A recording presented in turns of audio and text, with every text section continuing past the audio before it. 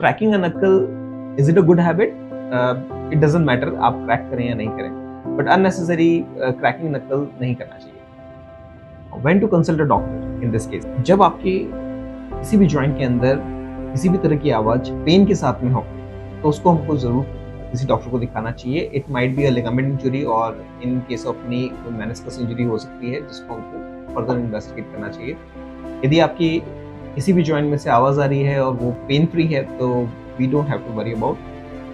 Stay tuned for more interesting videos.